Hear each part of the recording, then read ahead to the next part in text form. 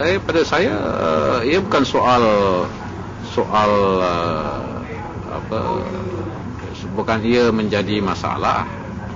Ialah daripada saya lah, bahawa sebenarnya ia menunjukkan bahawa UMNO itu sendiri, walaupun kita parti pemerintah, juga sedia untuk menerima, untuk diperiksa dan diselidik dan disiasat oleh agensi kerajaan yang bertanggungjawab mengenai pembenterasan rasuah, ya.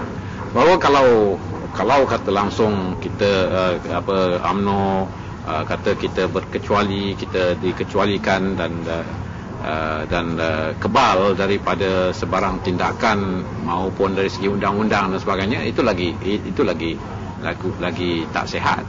Tetapi sebaliknya, UMNO sendiri, ya, sebagai walaupun parti pemerintah, kita sedia disiasat, kita sedia diperiksa, sedia dilihat dan diambil tindakan mengikut undang-undang negara, ya. Jadi dan saya rasa ini satu proses yang sihat, yang harus menjadi bukti bahawa memang sebenarnya kita hendakkan parti kita, saya menyokong tindakan saya daripada rasuah kepada satu yang positif lah. Kalau kita kata inilah, tapi bukan mana inilah buktinya, inilah. Tetapi sebagai parti yang berkuasa, orang selalu yang kita dituduh ialah sebagai parti berkuasa, kita ni mungkin kebal daripada tindakan undang-undang, kan, dan kita hanya meletakkan semua masalah, kita tutup semua masalah. Tetapi dalam keadaan untuk proses membersihkan parti dan untuk memulihkan imej parti, kita perlu melalui proses ini juga, kan, di mana kita sudah jelas menunjukkan bahawa kita tidak terkecuali daripada kuasa daripada tindakan undang-undang.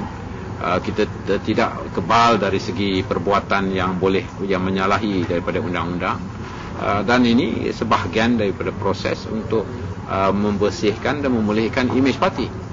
Kalau akhirnya orang kata UMNO mesti pulih imej, ya, bagaimana kita lakukan kalau ianya dipulihkan di belakang tabir, kan? Maknanya kita belakang tu lepas tu bersih, tak nampak kotor, ya, tak nampak pun dibuangkan kekotoran dan kelemahan itu, atau membetulkan kelemahan itu, takkanlah kita muncul sebagai satu parti yang sudah pulih imejnya.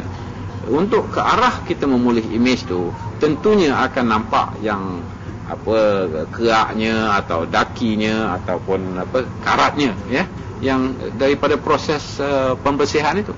Jadi pada saya tidak rasa bahawa kita perlu overreact atau terasa defensif tentang perkara ini. Kalau dah tetap, hanya satu teguran saya lah, bahawa jangan kita hukumkan, ya, dalam proses itu berjalan, jangan kita cepat membuat hukuman ataupun keputusan bahawa sudah bersalah. Pasal salah proses penyiasatan dan proses itu mesti berjalan dulu, kan?